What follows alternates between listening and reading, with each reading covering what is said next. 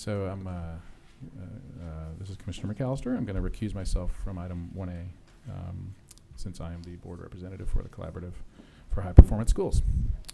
So I will step out. Great.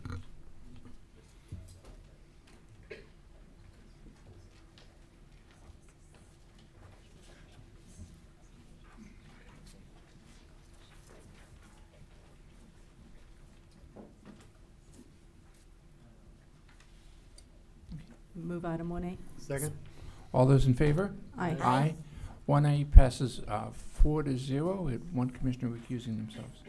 Let's go on to item 2.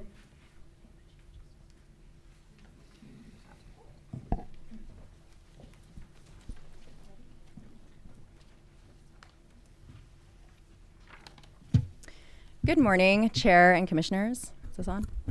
My name is Tara Weeks. I am an advisor to Commissioner David Hochschild, who is the lead commissioner on the 2018 Integrated Energy Policy Report Update, or IPER Update. And this is Bailey Wobschall, our art director here at the CEC. And we are excited to present for adoption the 2018 IPER Update Volume 1, entitled Toward a Clean Energy Future. This is what the report looks like, also shown on the screen. And this year, we split the IPER update into 2 volumes. So volume 1 is a high-level retrospective overview of California's leadership in clean energy policy.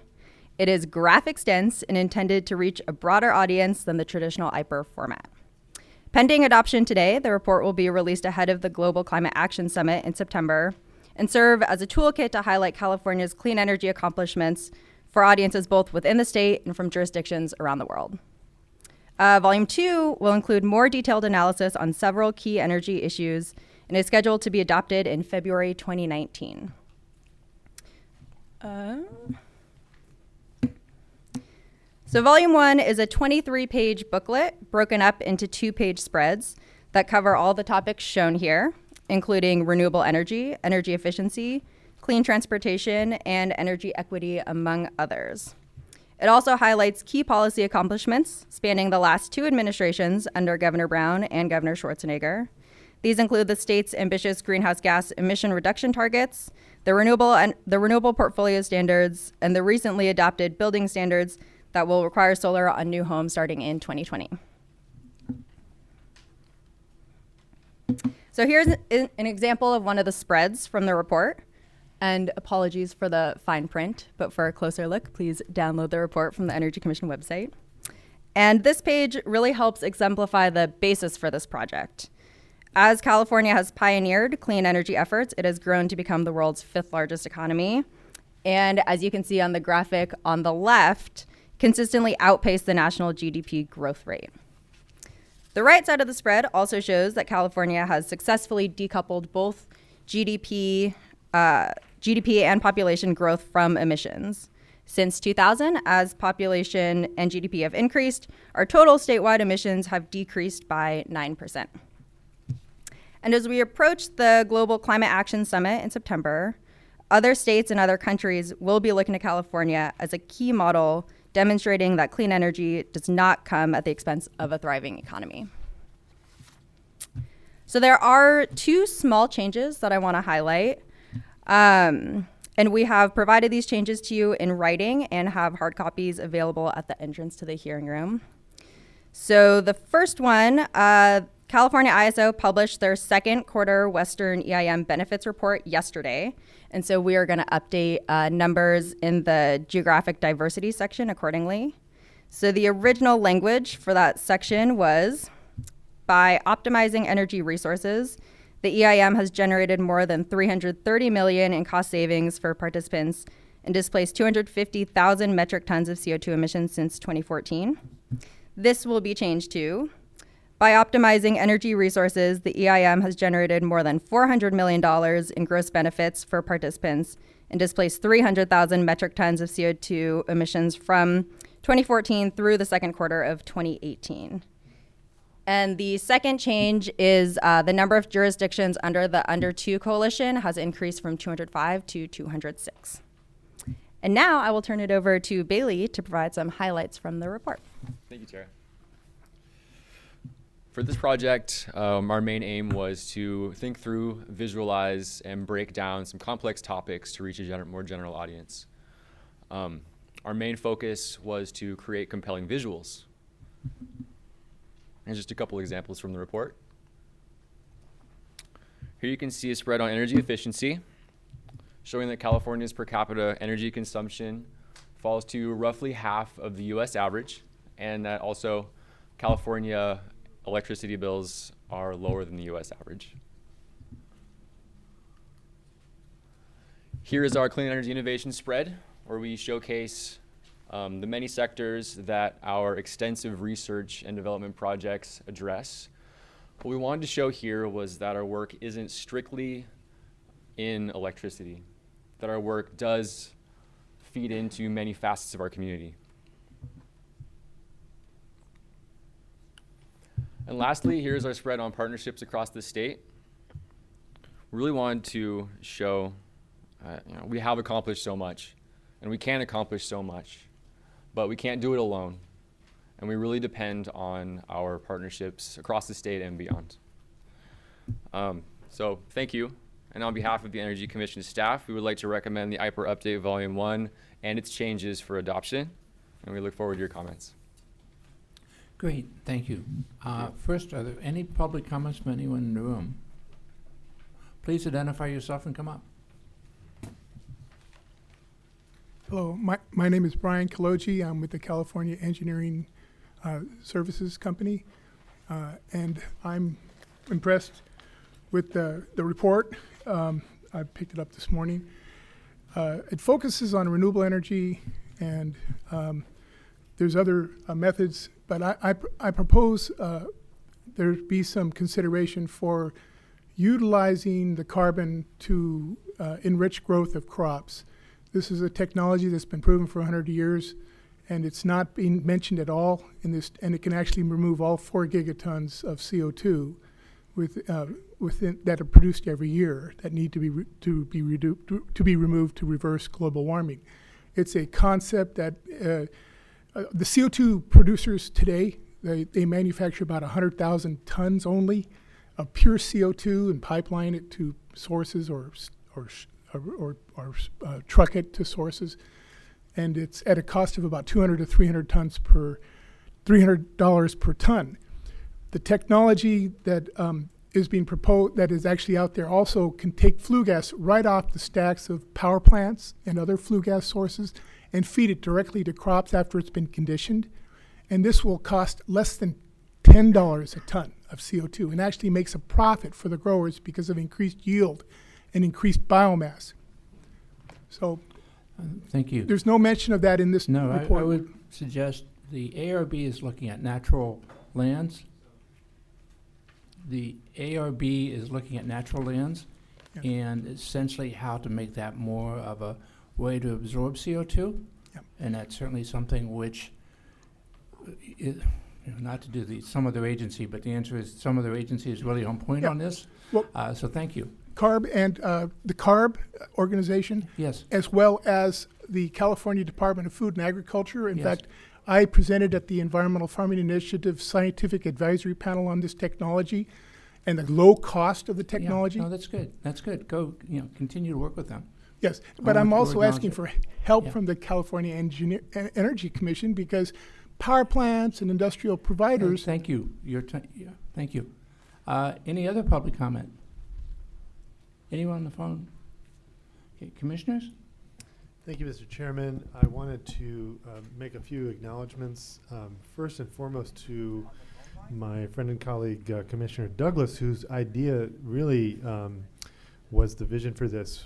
When we were starting, Commissioner Douglas, when the goal was to do something more compressed and readable with a lot of visuals that would be inspiring to a global audience. And it's obviously not possible to put all of our climate activities in 23 pages, but we're trying to get some of the most compelling elements. And Commissioner Douglas shared a document she had produced during her tenure at EDF on the Salton Sea with these very colorful spreads, and that was really the template for what you see today. And I want to thank her for for encouraging us in this direction. I really want to thank Heather Raitt in particular for keeping the trains running on time. And then Tara just did a magnificent job just refining and going through it again and again and again and getting feedback from multiple stakeholders on this, and Bailey as well. I just think, for me, we've got to make all of our documents more appealing to a broad audience. And in this day and age, attention spans are shorter, and we have got to get better at communicating important information in ways that are going to get across, and you've really done that. I'm just really, really proud of this document, both of you. So thank you so much, and open to other comments as well. You know, I'll just speak up and say I may have gotten a little too much credit on this one. David really took this on and said, you know, I want to do something different, and I want to do something that is high level, readable, and a document that first and foremost communicates in a different way than past IPERs. And of course that means that, you know, there's a lot of nuance and a lot of detail, and we usually dive into the rabbit holes, and this was different. This was panning out and looking at the forest and conveying it in a way that communicates a lot of information much more easily and much more readily. And so I did have a couple models for him to look at, because I've faced that challenge in a past life and in other endeavors. And it is a perennial challenge that will always be with us, because, you know, we are very analytical, and it's our job and it's our work to get into the weeds, and we, you know, take some measure of delight in it most of the time, and we are very good at it. And yet that is not going to reach a lot of people in today's environment. It'll reach some, and it's good that it does, but I think there are multiple ways of communicating, and I'm impressed too at the way that we were able to do this in-house and produce a document that really looks nice. So thanks to everyone who worked on this as well.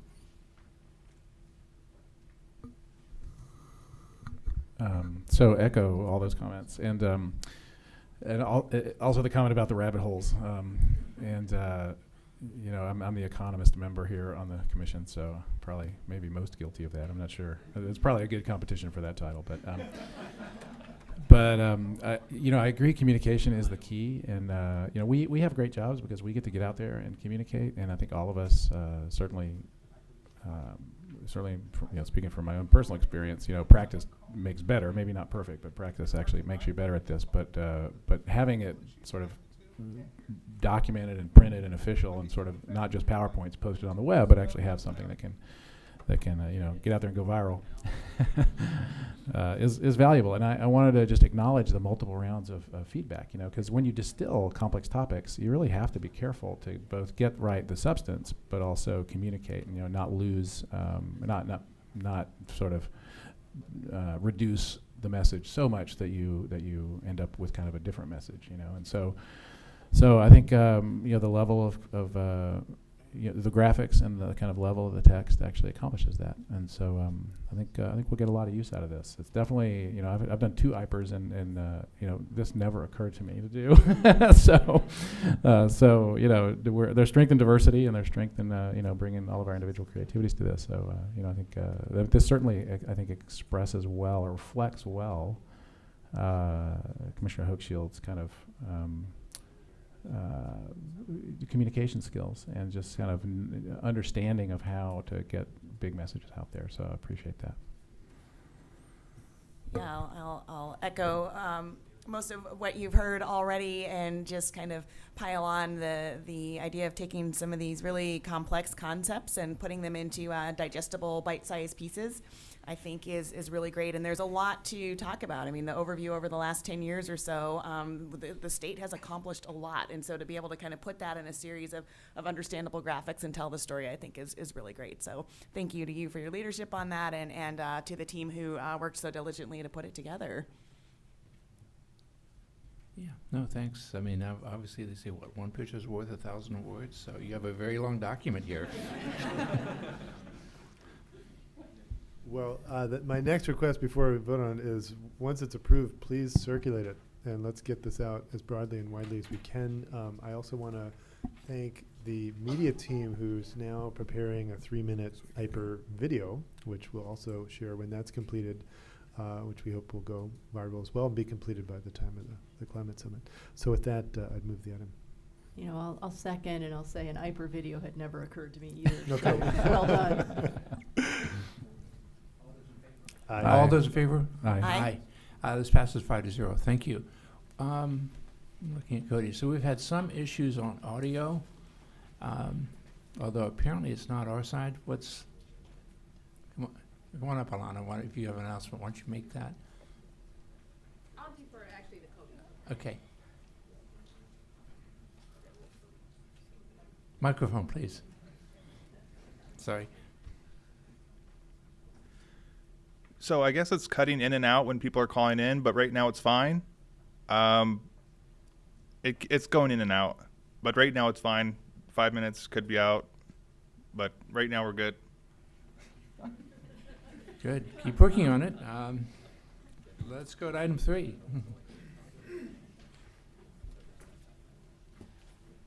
Wasn't he supposed to identify himself so he can transcribe? No, I thought he was going to point out the PUC regulates telecommunications. But anyway. Good morning, Commissioners. My name is Haley Buchenegg, and I will be providing an update on the Proposition 39 K-12 program. This is the largest grant program that the Energy Commission has been involved with to date. And while it is tempting to jump straight into the benefits seen in the program by applicants, such as the $1.5 billion in energy projects identified and $105 million in annual estimated energy cost savings, it is also important to recognize the large amount of work done by Energy Commission staff in creating and deploying this program. As such, I will first touch upon development of the program and implementation of the program before expanding on the program accomplishments. I'll wrap up by talking about continuing program activities, and finally touching upon some future programs that will be rolling out, spinning off of this Proposition 39 K-12 program. So this program came about as a result of the Proposition 39 Clean Energy Jobs Act and enabling legislative language in Senate Bill 73. In addition to this legislation, there was also a lot of public input that was incorporated into this program, and this was done just to make the program as accessible as possible while still meeting all legislative requirements.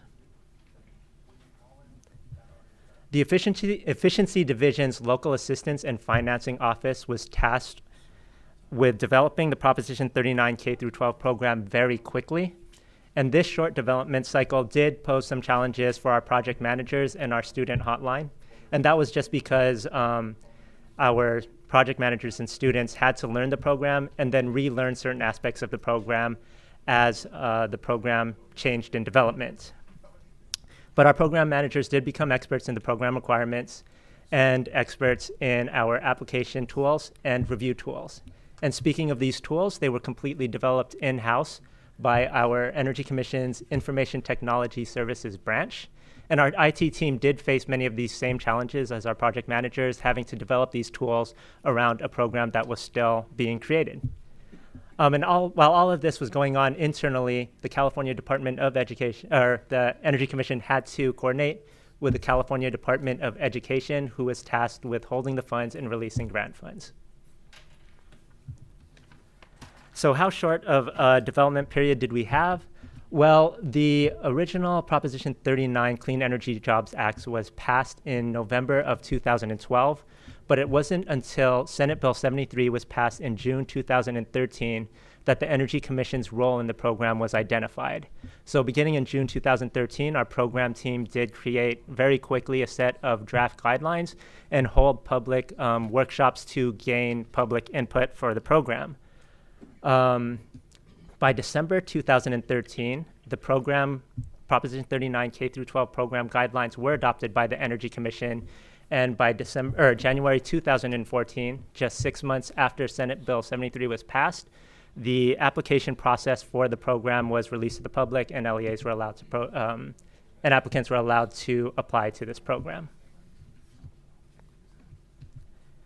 The Proposition 39 K through 12 program was allocated $1.7 billion over the course of 5 years, and these grant funds were for energy projects to reduce energy usage and energy costs throughout California. These funds were made available to local educational agencies, or LEAs, and there are about 2,200 LEAs throughout California, and these consist of public school districts, charter schools, county offices of education, and state special schools. LEAs were allowed to use the expenditure plan online system as a one-stop shop for applying to the program. LEAs were able to fill out and submit their application through this online system, and all reporting through this online system as well. And the expenditure plan online system is one of 2 major systems developed by our IT team to support the Proposition 39 K through 12 program. The second major system created by our IT team to support the program was the Proposition 39 Energy Expenditure Plan System, and this was an internal review tool that was used by our project managers to review applications and reports submitted by LEAs. Additionally, this tool was used to consolidate information on the program for annual reports to the Citizens Oversight Board and to report approval information to the California Department of Education, who would then release grant funds to these LEAs. So as I mentioned, applications began in January 2014, and LEAs were allowed to continue submitting applications through February of 2018. Our project managers continued to work with LEAs to approve applications through June 30th of 2018, and a final list of approved applications were provided to the California Department of Education last month in July. So during this application period, a large number of LEAs did take advantage of this program. At this time, the majority of LEAs are still in the process of installing energy projects, but we do have a few LEAs that have completed installation already. Overall, 80% of eligible LEAs took advantage of the Proposition 39 K through 12 program. This includes 98% of public school districts, 98% of county offices of education, and 100% of state special schools, and 65% of charter schools. We did notice that larger school districts did tend to participate at higher rates. For example, 99% of LEAs that had an average daily attendance of 2,000 or more applied to this program.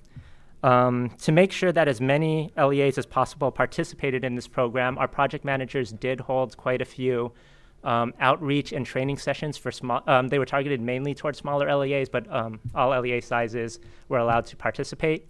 But these outreach sessions were very helpful, or I believe that they were helpful, as even our smallest LEAs with average daily attendance of 100 students or less had participation rates of about 70%. So LEAs were allowed to include a variety of energy measures in their proposed projects. This included common energy measures such as lighting systems, HVAC, and photovoltaic solar projects. But in addition to these common measures, LEAs were also eligible to fund less common measures such as building envelope and plug load measures.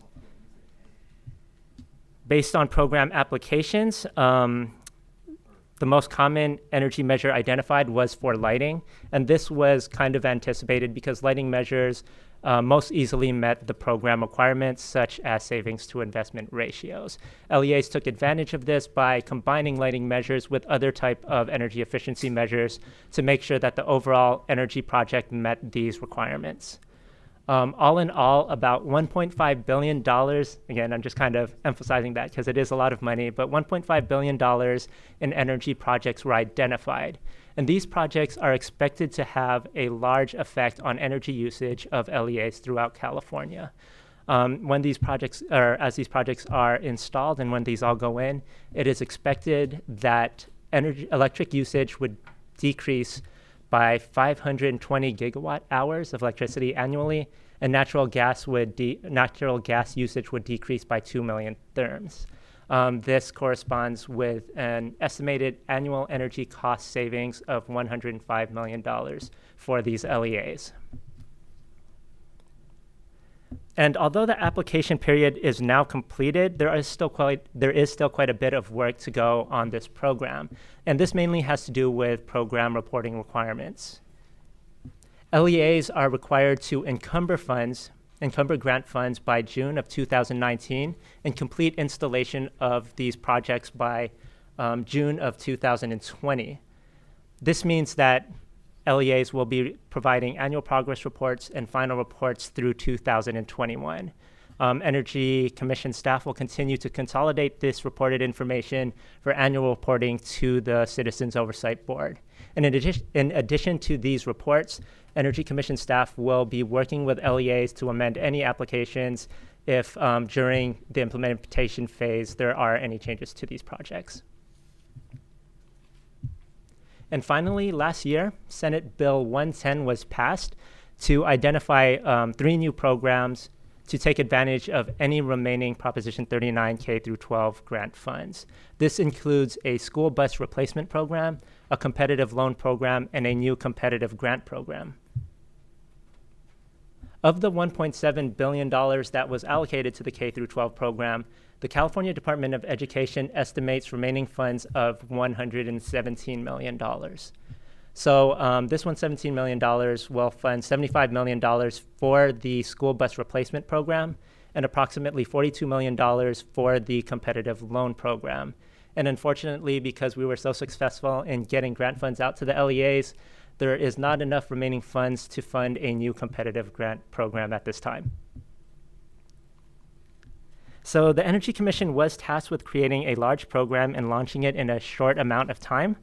And I believe that our program team was successful in this, launching the Proposition 39 K through 12 program just 6 months after passage of enabling legislation.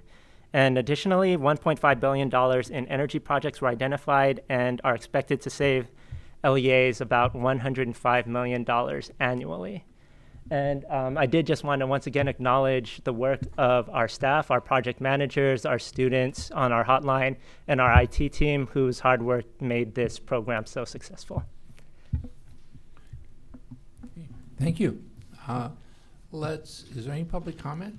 Anyone in the room? Anyone on the line? Who's Cody?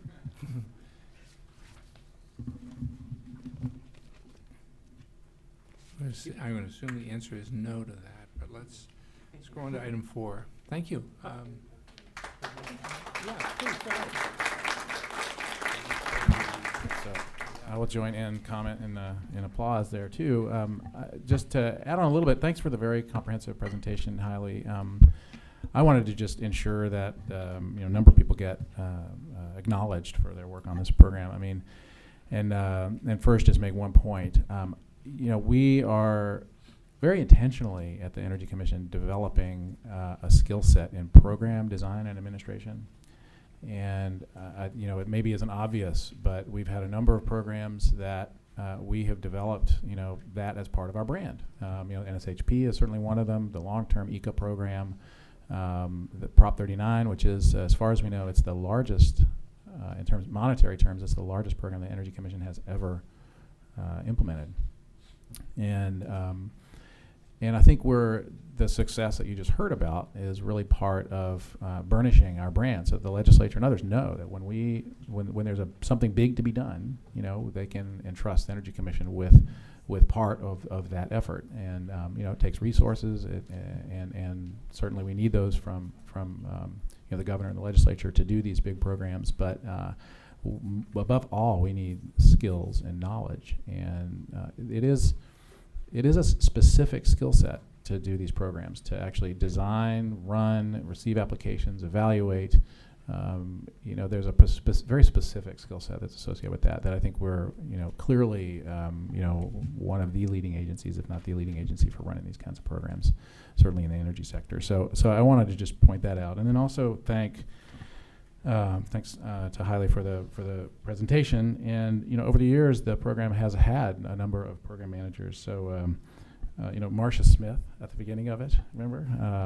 She really she sort of helped kick the whole thing off, and then retired. And Liz Chirac, and Elise Brown, and I guess those are the kind of leaders of this effort in a very practical way. Also wanted to acknowledge Jim Bartridge and Jack Bastida for running the Citizens Oversight Board and just making sure that that functions well. And finally, well, and IT as well, Holly mentioned them, but they've done an incredible job of streamlining the application procedures for that. And we have a lot of work left to do to manage and monitor what's going on, and take in the reports from the schools and really understand what the impact of the program was in practice. We're getting a lot of data from the schools, and so that work will continue, and I think we'll learn a lot from it going forward. So the applications are all in and processed, but the actual work in the world, which is what we're trying to achieve, is very much ongoing. And then finally, Kate Gordon, I wanted to acknowledge the lead. She was a sort of mover and shaker on the proposition itself, and then shaping the program kind of along the way in the political realm, and then was chosen to lead the Citizens Oversight Board, and still does. So I think her effort there and just expertise has been really, really key as well. So bringing a critical eye to all this. So and not just Kate, but also all the board members. I'm not going to name them all off, but it's been a diverse group, and I think the appointed the agencies have appointed really good people all along the way. So it's been great. Yeah, for sure. I'd love to just chime in briefly also. Thank you so much for bringing this great presentation to the Energy Commission so we could kind of see to the business meeting so we could see what's going on and see the wrap up. I appreciate that and all of the amazing work that the team has done in really successfully implementing Prop 39. And I just want to say, as the public member on the commission, the outreach and the education sessions that you did, having the student hotline 24 hours a day, basically 7 days a week, so that people could call in and really make this accessible for every LEA, every school that wanted to be part of the program. Just make it as easy and streamlined for them as we can. That's a lot of work to put that together, and I appreciate the work that happened there. My understanding is also that we staff personally called every LEA in the state to make sure that they knew about the program. I mean, the team did some incredible, really impressive work, and I appreciate the can-do attitude. I want to kind of underscore what you said about the Energy Commission really being well positioned to take on big initiatives, and it's because of great people like you and the Prop 39 team to make that happen. So thank you very much. Yeah, I second all that, and Commissioner McAllister did it with the new Solar Homes program when he was running that, got that running before passing the baton to me, and with this as well. I agree. This is something I think we've shown we do well, and I hope it's an authority and responsibility we can continue to grow here. And the only closing thought I have is I just think we should be looking for occasions to commemorate accomplishments of the program as we get each next $1 billion out the door or something that needs to be celebrated, because it's the biggest program of its kind in the country. So thank you.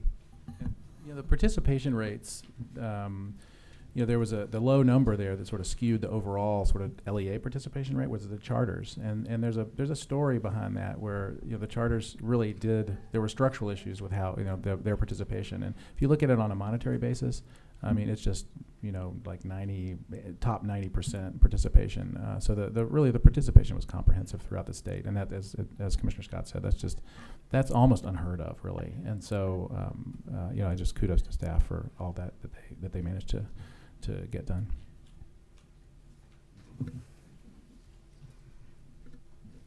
Do we need to move the? No, this information was discussed, Cody. Okay. I'm assuming we had no call-in comment on this. Okay. So let's go to item 4. Thank you.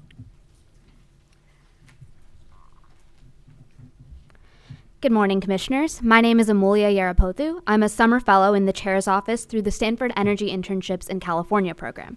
I'm here today to present an informational item regarding the Energy Commission project map. This project, like the recently launched Energy Equity Indicators, uses GIS mapping to display energy-related information across California. The Energy Commission project map will be an interactive map that tracks the location of projects funded or supported by the Energy Commission, overlaid with the locations of disadvantaged communities, low-income communities, and legislative districts. The purpose of this project is to provide a tool to help elected officials, other government agencies, community-based organizations, and the general public visualize and understand the location of projects funded or supported by the Energy Commission. In this presentation, I'll walk through the data included in the map and demonstrate its functions using screenshots from an initial concept map. But first, let's start with the data we plan to include in the map, which is essentially all projects funded or supported through currently active Energy Commission programs, as well as power plants permitted by the Energy Commission, with the intent of eventually expanding to all power plants. These two slides list all the data sources we plan to include in the map. Some of the projects include the California Clean Energy Jobs Act, or Prop 39's K-12 grant program, as we just learned about, the Alternative Renewable Fuel and Vehicle Technology Program, or ARF-VTP, and many more. Below each program, you can see the list of related data we plan to include as well.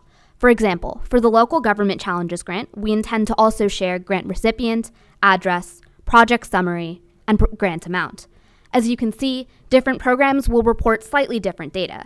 For example, ARF-VTP projects won't have megawatts generated data like the new Solar Homes project might.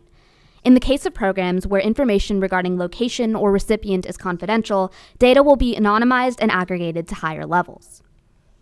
So next, let's go into more depth on what this map can actually do. Some features we wanted to highlight include layer selection, which allows the user to control which data sets are displayed on the map, location search, which allows users to look up particular locations, the screening report, which allows users to download information from the map, and the chart function and dashboard, which allow users to understand data at a glance. Here is the demonstration map itself. The user can zoom in and out and drag the map around to view any location. The sidebar contains the rest of the features of the map, including the legend, layer list, screening report, and charts. Clicking the icons at the top of the sidebar bring up each of these features.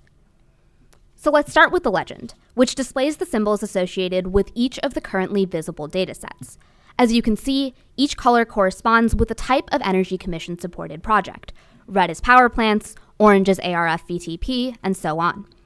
Furthermore, the map also uses brown lines to display county boundaries, a transparent orange layer to indicate disadvantaged communities, and a transparent green layer to indicate low-income census tracts. When two transparent layers overlap, the resulting color on the map is a combination of both.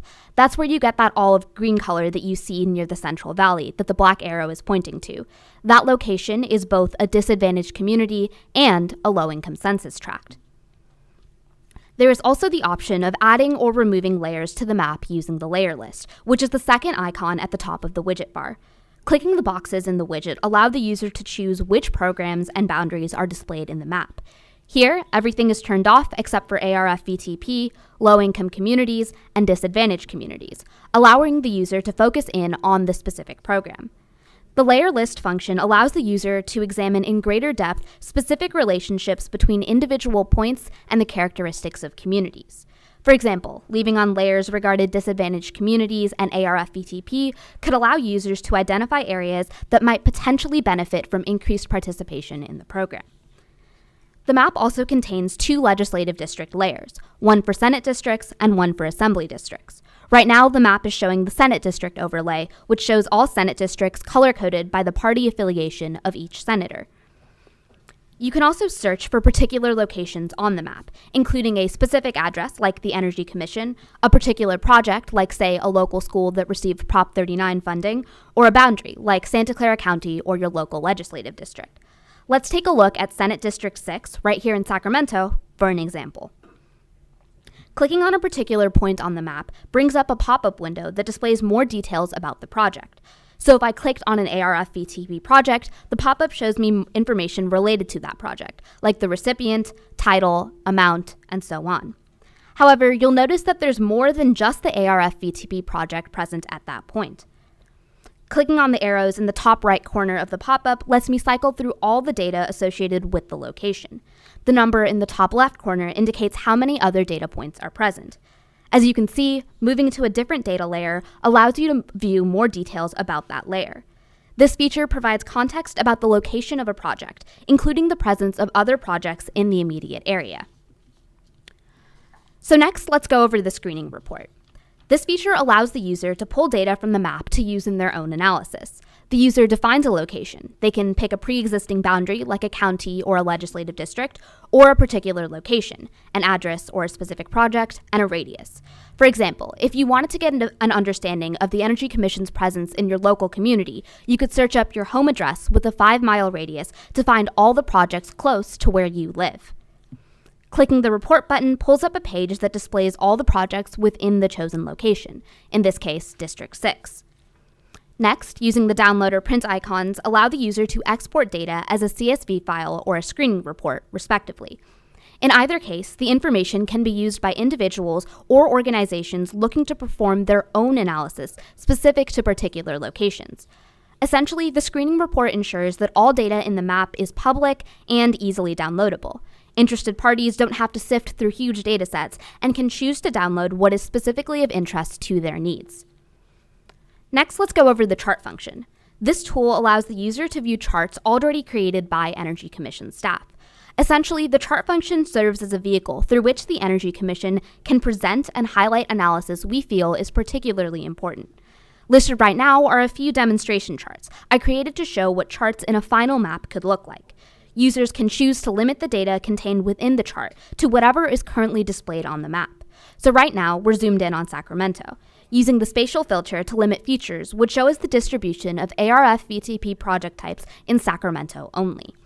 You can expand the chart to fill the screen and see it more easily.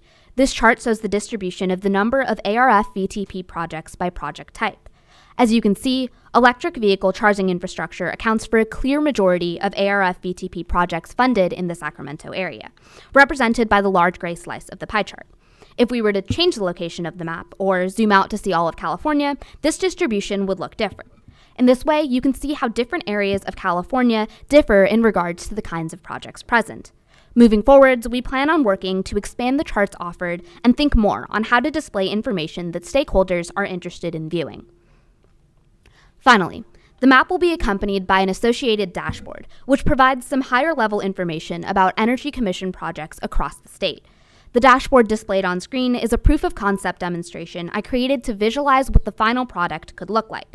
This particular dashboard, when complete, will show the sum of money spent on various programs. It also displays pie charts depicting the portion of projects by count that are in disadvantaged communities, low-income communities, both, or neither, represented by orange, green, yellow, and blue, respectively. A feature like this would be of use to someone who is more unfamiliar with the Energy Commission and wants to get a better understanding of the scope of our work. The dashboard provides aggregated at-a-glance information and can convey information without overwhelming the user. In terms of next steps, we're currently working on updating the data included in the map in a phased approach. You'll notice that the demonstration map includes just 5 datasets on Energy Commission projects. The first phase will center around updating these 5 datasets with recent projects and expanding beyond those datasets by adding information on programs like natural gas research that aren't currently included in the map. The second phase will comprise of adding information to existing datasets, for example, jobs information on power plants. Finally, we're working with the Public Advisor's Office to incorporate information on Energy Commission outreach into the map, to give interested parties a way to see the communities the Energy Commission is present in and has reached out to. We hope to have a map containing the first phase of data updates go live by the end of August. After getting the map up and running, data in the map will be updated quarterly, adding new projects and updating project status as projects are completed. I want to take a moment to give a special thank you to the representatives from each division that have been working to compile all this data, as well as to Travis David from the cartography unit for putting this map together. I also want to thank Chair Weisenmiller for giving us the opportunity to go forward with this project. It would not be possible without him. Overall, we believe that the Energy Commission project map will serve as a helpful tool in communicating the work of the Commission to interested parties and helping Californians better understand what we do and where we do it. Thank you so much for your time and attention in learning about this ongoing staff effort. I look forward to answering any questions. Thank you. First, any comments from anyone in the room? Anyone on the line? So transitioning commissioners. I mean, we really want to thank you for your energy and creativity. I think Kevin for years now has been trying to really organize the information on what the Energy Commission does, and this really is taking it to a greater level of sophistication. Take the opportunity also to, at this point, to introduce Matt Alexander, who's my other Stanford intern.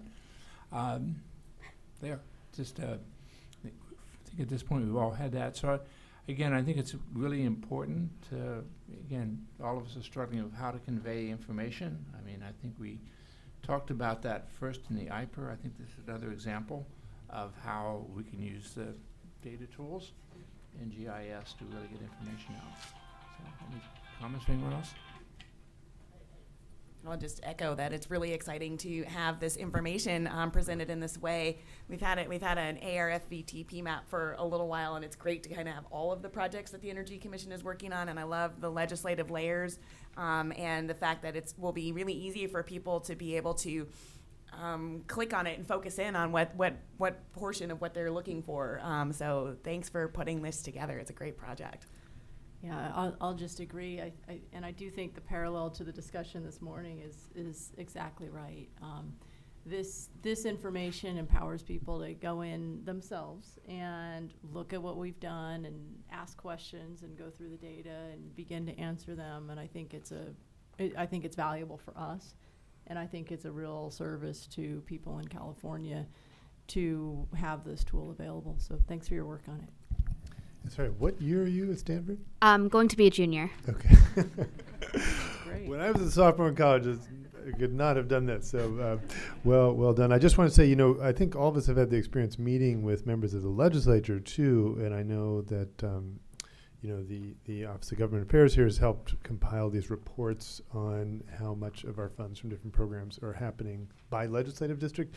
And it's just been interesting, in my experience, it's new information every time. The legislators have no idea how many dollars of Prop 39 or new solar homes or ECA or ARPTP. And it's really important to do that because there are real benefits and real jobs and real savings. And so this is yet another step in that direction. So great work. Keep it going. Thank you. Yeah, not piling on. It occurs to me that as we do more outreach and try to get present in communities around the state, and not just have meetings here in Sacramento, we do a lot around the state, but we really need to do more, and I think we're aiming to do more. Certainly in some of the existing buildings work that I oversee, we're trying to do workshops and just listening meetings with stakeholders around the state, and it might even be a good thing to even represent those efforts in a GIS. Here are all the places that we've met around the state, and sort of be more transparent about that, because I think again it goes against the sort of brand that the Energy Commission has, which is that we're a regulatory body, we're not that accessible. We've changed that tremendously, I think, but we still have work to do. I guess I'm going to be thinking about new pieces of information we could represent visually and geographically. And then just also another teaser out there. I mean, we'll be able in a year or a year and a half or so, not to put pressure on the data staff, but we're going to be able to represent energy trends like in a very granular way in this same kind of visualization, and longitudinal changes and by sector. We're going to be able to do a lot of slicing and dicing of actual energy consumption and building trends and things like that. And again, building on the GIS stuff that I think Commissioner Douglas really pioneered on the DRECP work. So just lots of different threads of effort are coming along, and they're relating and intertwining in really interesting ways, and we're going to see a lot of positive outcomes from that, I think. Can I just ask you a question, Amelia? Just as you were doing this, what was most challenging, and what were the barriers you encountered? I think in terms of most challenging, definitely massaging GIS and like the chart function to get it to display data in a way that makes sense or is more helpful. So for example, the ARFVTP graph that you saw shows projects by project count. So it would be, that large slice of electric vehicle charging was by the number of chargers, which I think is not necessarily as helpful as getting an understanding for how much funding is going to various parts of the project. So figuring out the difference between those different measures and what is most useful to display, I think was definitely one of the challenges. Great, good to know. Thank you. Thank you. Thanks again. let's go on to, Great. Let's go on to item 5.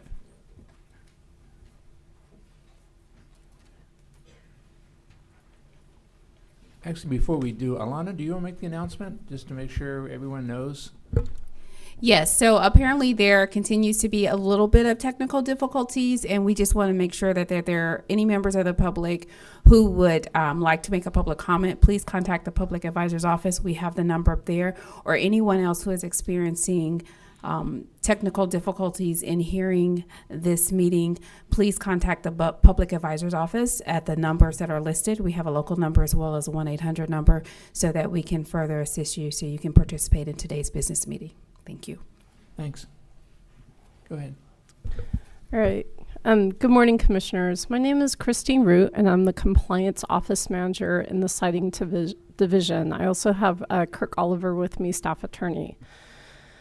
Today, staff is seeking approval of a proposed settlement agreement for the Gateway Generating Station. The Gateway project is a 530 megawatt combined cycle natural gas-fired facility located in the city of Antioch in Contra Costa County, California. The facility was certified by the Energy Commission in May 2001 and began commercial operation in January 2009. The settlement agreement is intended to resolve issues arising from staff's investigation of reporting violations by Pacific Gas and Electric Company, the owner of Gateway. The certification for the Gateway facility requires that PG&E notify the Energy Commission within 10 days of receiving any complaints about its operations. But PG&E was untimely in notifying the Energy Commission about 4 separate complaints that had been reported to Gateway between May 28th, 2016 and June 22nd, 2016. The complaints allege that particulate matter originating from the Gateway Generating Station caused damage to boats and other personal property located near the facility. PG&E's notification to the Energy Commission were made over 3 months after the complaints were made, exceeding the 10-day notification requirement. The extended time between the receipt of the complaints by PG&E and PG&E reporting the complaints to the Energy Commission precluded staff from investigating the root cause of the reported damage of personal property in the vicinity of the project. Staff and PG&E agree that this matter can be effectively resolved by a settlement agreement under which PG&E will pay $50,000 to the Energy Commission. Reporting requirements in Gateway's certification will be amended to provide additional clarity. And 2 new conditions of certification, AQSC 12 and AQSC 13, will be added to Gateway's certification to allow for verification of the level of particulate matter released upon restart after an outage. The proposed settlement agreement provides that the Energy Commission agrees to close the matter without further action or litigation, and I'm available to answer any questions you might have. Thank you. Scott? Scott Galati, representing PG&E. Just ask that you approve the settlement agreement. We worked well with staff. We think the clarification to the conditions of certification will ensure that something like this doesn't happen again. Any public comment? Any comment from anyone on the phone? Commissioner Douglas? You know, I'll just say I got a briefing on this, and I think that it's a good settlement, and I recommend it for your approval. Thank you. Can I just ask, I'm just concerned about the failure to report and your sense of how, I guess, all the utilities that we deal with in this capacity, I mean, is that a gray area? Has this kind of thing happened before? It's the first time I've seen a fine for failure to report on something like this. You know, I think one of the reasons, and I'll speak, staff can too, I think one of the reasons this is the first time you've seen it is that we've been working to augment our communications with project owners, and so we have a new process Christine can speak to around you know, enforcement of existing conditions. And a lot of that is iterative, as Scott sort of pointed out. part of this involves clarifications to conditions to make it exactly and precisely clear that they need to report to us and within 10 days and so on. Its timeliness of us getting notification of issues is very important, because if you don't have timely notification of an issue, you know, by the time the Energy Commission does hear about something, and even if we send people to the site, there's nothing to see. There's, you know, data stale and so on. Christine? Yes, I may add that staff has been working with our stakeholders in our enforcement policies and have had several, or actually 2 workshops previously in the last couple of years on new tools and policies that the Energy Commission is using in its compliance enforcement for the power plants in the state of California. Commissioner Hochschild, may I respond?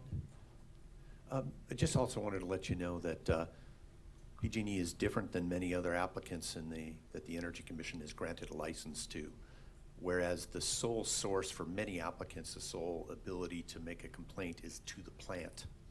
And we've also instituted some procedures internal to PG&E that when complaints don't come to the plant, but they come to some other part of the organization, they filter to the plant in a way such that the plant can report. So we do believe that between the changes to the conditions of certification and the measures we've taken on our part, this is also the first time that you've seen PG&E, who owns 3 plants, get a notice of violation. We've worked very well with the commission, and that's why we settled this and got to this quickly, made these changes so that this kind of thing won't happen again.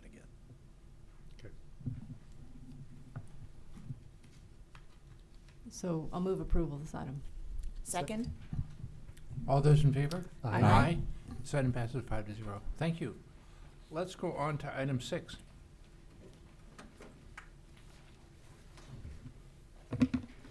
Good morning, Commissioners. My name is Mary Dias, and I'm the Compliance Project Manager for the Arcus Expansion Project, known as ACE.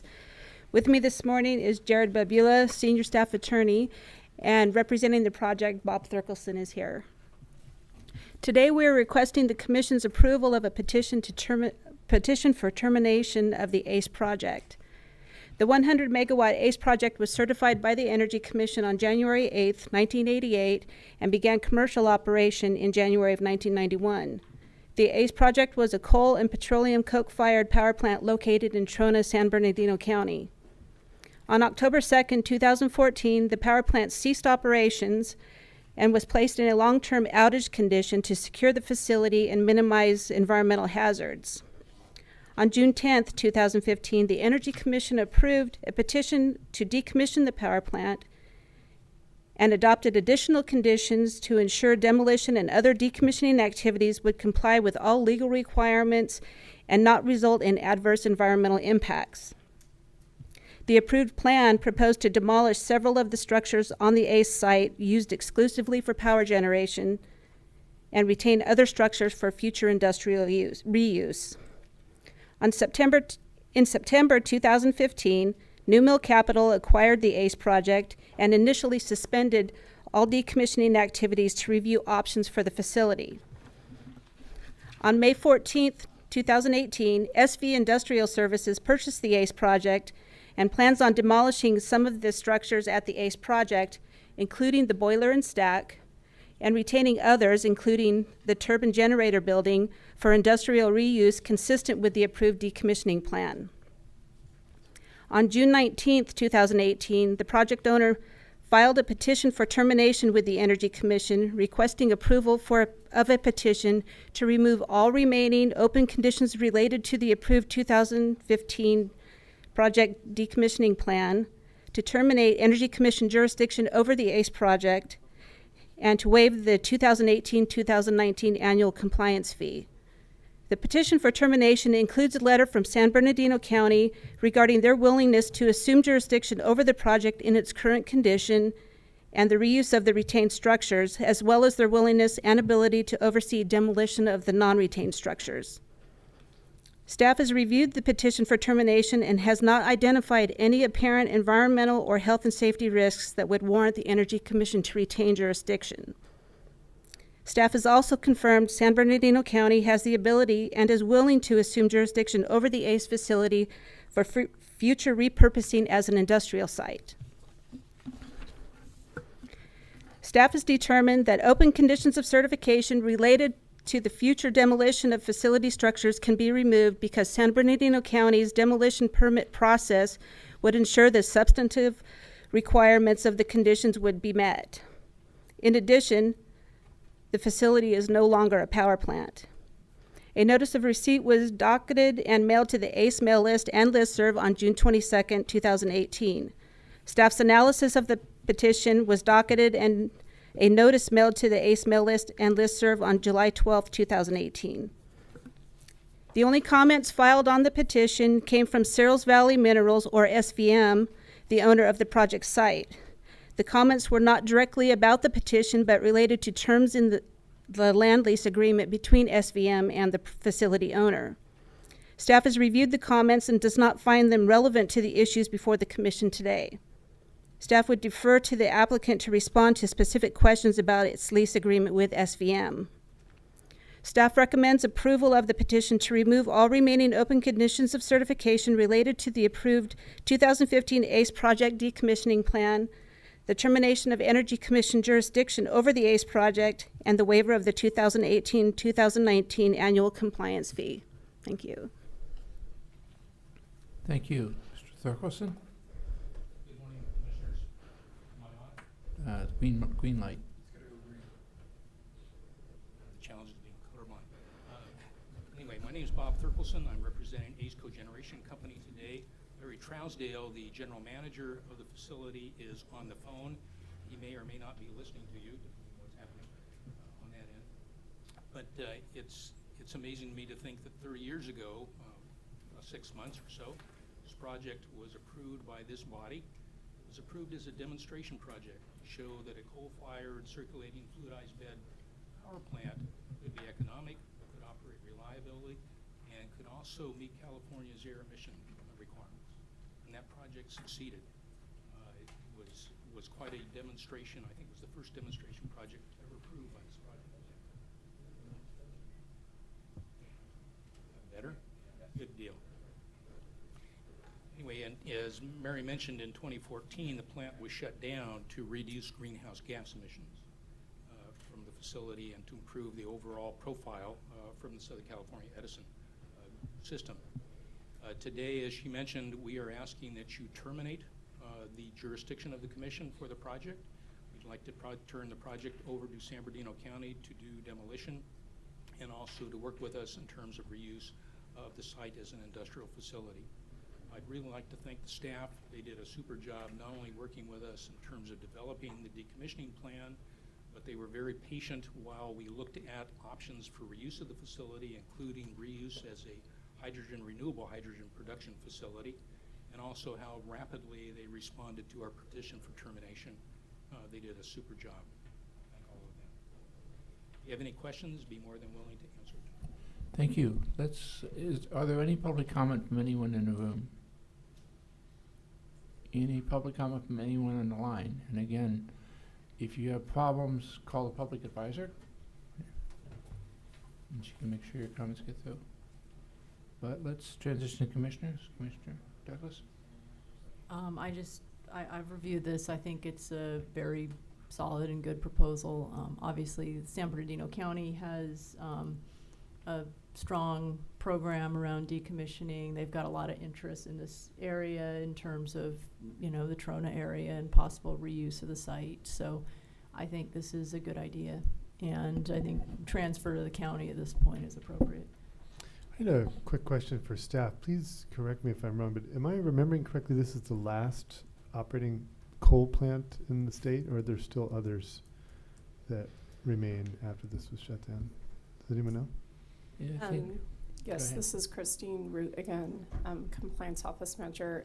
This was the last operating coal facility, but it has not operated in quite some time. Mary could probably help with the date there. But there's no others that we know of? No. Okay. Yeah.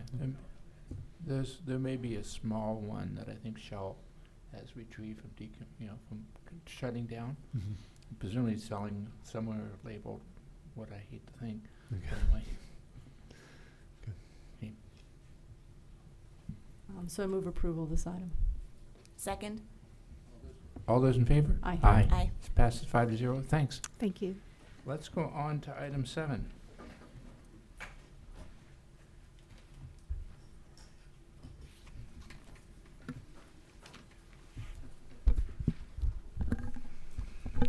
Now we're getting to the exciting stuff, rulemakings.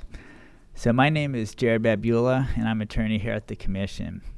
Title 20 of the California Code of Regulations contains the provisions governing many of the Commission's activities and programs. This rulemaking addresses just 4 distinct areas of these regulations, with an overarching goal to proactively improve the functionality of procedures, modernize the language, and remove obsolete sections. The first part encompasses what can be considered language refinements to sections of the regulations covering adjudicative proceedings, requests for investigations, complaints, and power plant licensing. The majority of these changes are for clarity or to add consistency between similar procedures. For example, harmonizing the general complaint process under Section 1233 with the complaint process set forth in 1240 covering a renewable portfolio standard. The second part of the rulemaking restructures the regulations so that the small power plant exemption process is no longer partially spread between 2 distinct sections, the 1700s and the 1900s, but solely contained within the 1900s. While there are no substantive changes, consolidating the process in one article will make following the small power plant process easier for those filing exemptions with the Commission. In addition, consolidation will provide greater distinction between the requirements of the small power plant exemption and the application for certification process. The third part of the rulemaking repeals sections 2301 to 2309, which were originally designed to implement the California Environmental Quality Act. The provisions, which date back to 1978, are obsolete and superseded by the Commission's Certified Regulatory Program, or the California Environmental Quality Act guidelines.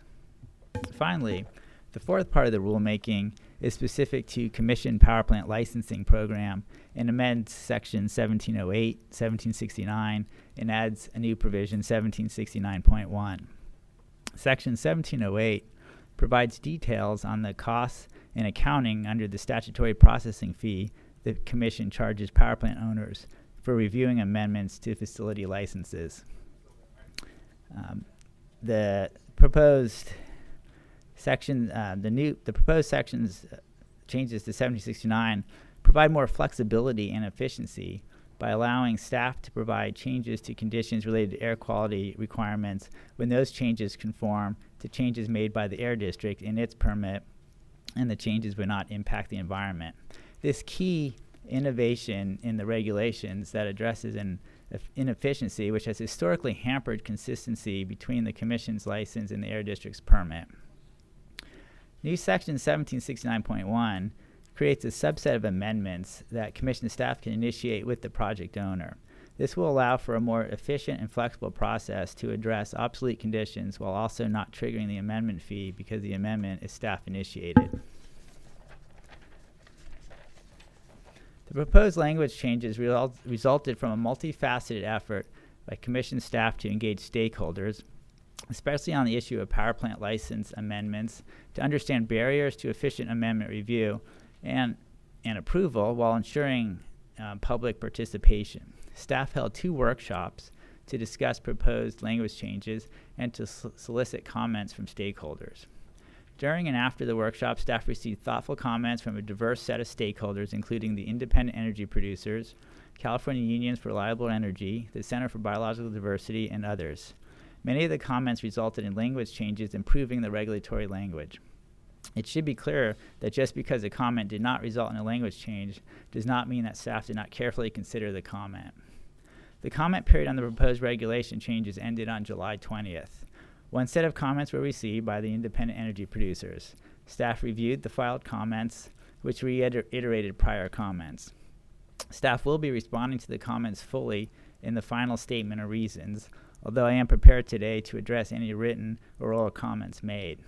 Staff recommends no further changes to the proposed language and that the Commission adopt the express terms, the notice of exemption, and findings as set forth in the resolution. I'm available to answer any questions. Thank you. First, let's start with any comments from anyone in the room.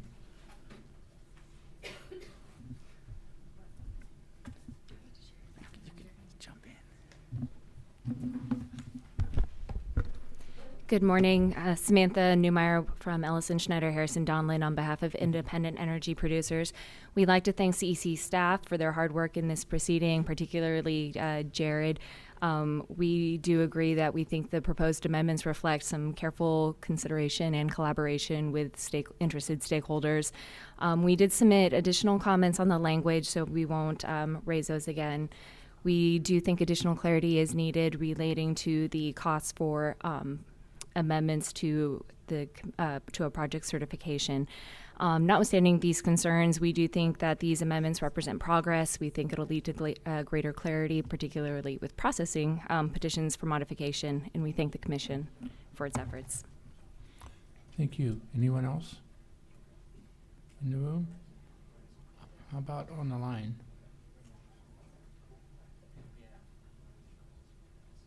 Is Lisa Blanke on the line? She said she might call in. Okay, go ahead, Mr. Sarvey. Hello? Yes, please go ahead. Oh, you can hear me great. Okay. I haven't been having a lot of trouble getting on the phone, so I wasn't sure you guys were going to get to me or not. I appreciate the work that the Commission did in supporting the passage of Public Resources Code 25806E. Staff's proposal to amend Section 1708 is not consistent with the intent of Section 25806E. Staff's proposed language for Section 1708 states that the activities of commissioners, their advisors, Commission hearing officers, and other attorneys, Commission staff advising commissioners, or the Commission are not considered part of the processing the petition to amend. Excluding the commissioners and their staff's expenses from the cost of the petition to amend is contrary to the language of Public Resources Code Section 25806E. Section 25806E requires the Commission shall conduct a full accounting of the actual cost of processing the petition to amend, for which the project owner shall reimburse the Commission. There is no basis for excluding commissioners and their staff's travel, meals, and lodging expenses to attend hearings for the amendment in locations outside Sacramento. These costs are easily identified and can be substantial. There's no legal basis to require ratepayers to fund these costs when the legislature has clearly stated the project proponent is responsible for the full actual cost of the amendment. Staff's proposed language is unacceptable as it shifts costs of amending licenses to ratepayers, an outcome that Public Resources Code Section 25806E was specifically passed to prevent. In addition, staff's proposal to amend Section 1769-4A concerning a commissioner-approved amendment should include a public review and comment period of 14 days of staff's analysis before the full Commission makes a determination on the amendment. This will provide the public participation requirement that SECA imposes. Thank you, Commissioners. Thank you. Anyone else on the line? Okay. Staff, do you want to respond?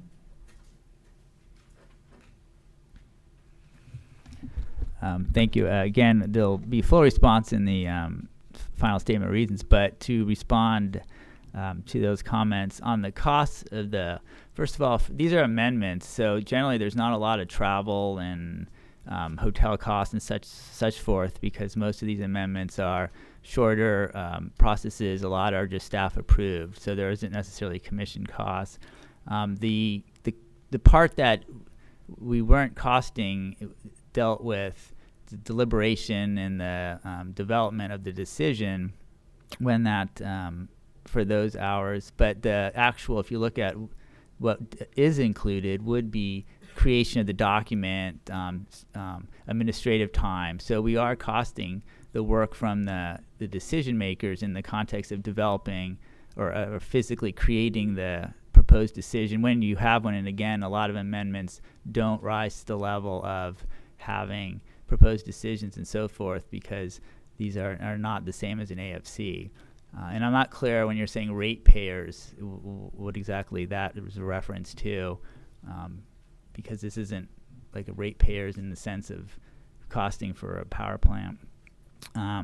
As for your other comment regarding the 14 days is consistent with what we have right now as a 14-day window where the public has an opportunity to object to something that's going to be a staff approved, and then it will go to a business meeting for commission approval if the objection meets the requirements in the either the current language or in the new language. So nothing's really changing regarding the 14 days. Thank you. Okay, Commissioner Douglas. So I'll just make a couple comments on this. This package is not a large package, but it took a long time to develop, and we've been through a pretty long process on this. We set out to do these regulatory updates in part to bring our regulations up to date with the new amendment billing, and also to really review our amendment process and ensure that it is as efficient and kind of reasonable as it could be, or to make some important incremental improvements, at least in that direction, especially given that we were moving into a new fee-for-service type of approach. And so I think these amendments achieve that. We did make a decision that the deliberative time and the decision-making side of the equation of the Energy Commission not be included in the fee. It's for amendments typically a very small portion of that fee, and depending on the issues and depending on the commissioners, of course, you could get, more time spent reading or less time spent reading. But what documents and asking questions and going into review and deliberation, and it just didn't seem, as we thought about it, to make sense to, charge applicants if we needed a closed session or something like that. But what we did endeavor to do, I think with a fair degree of thoroughness, is ensure that we're able to cover the full costs and charge the full costs of preparing the environmental analysis and everything that is everything that's part of that, up to and including document production and circulation, and so I think the billing that we will have will be very thorough in terms of the costs of processing the amendment. So. Mr. Douglas, what about his second comment on the 14-day? Jared responded to that. Can you repeat what you just said? I think he said that 14-day is the current. I wasn't clear whether the question was whether that was proposed to be decreased, or exactly what the issue was. Yeah, I wasn't 100% clear. Right now, if staff believes that the amendment doesn't trigger any environmental impacts, doesn't have a change to a condition of certification, or doesn't create an inconsistency with LORs, then staff can approve the amendment. And that approval notice goes out for a 14-day comment, in which case the public can object that staff's incorrect in one of those three elements, and therefore the amendment would need to be approved by the commission. We retain that in this, the new regs proposed to continue that 14-day. So it's an existing timetable that's set. And you got to keep in mind that this is for an existing licensed project that had a full environmental review. So it's not that this is a new thing and staff's going to approve it. This is a slight change or some change to a performance design or operation feature of an existing licensed project. And the 14 days is merely to see if someone objects to staff approving the change.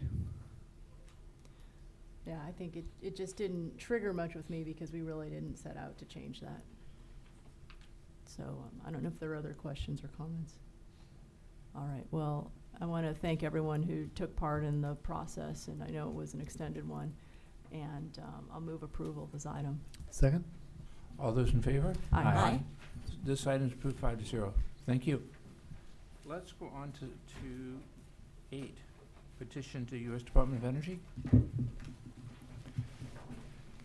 Good morning, Chair and Commissioners.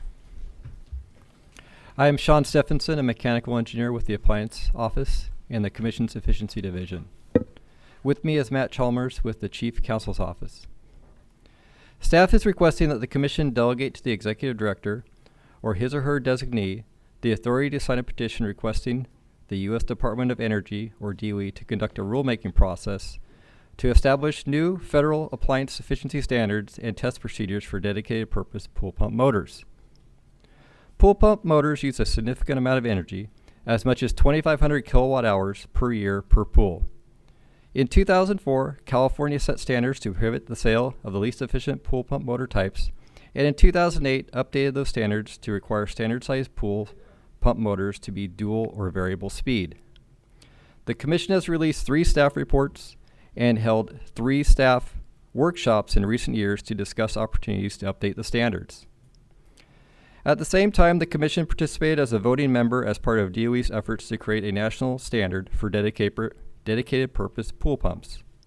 Working with energy advocates and pool pump motor industry representatives, this effort achieved a unanimous consensus for strong national standards that expanded coverage to more pool pump types that are covered by California standards, set minimum efficiency levels leading to widespread use of variable speed motors, delivered overwhelming cost-effective savings to the consumer, and yielded significant energy savings and greenhouse gas reductions.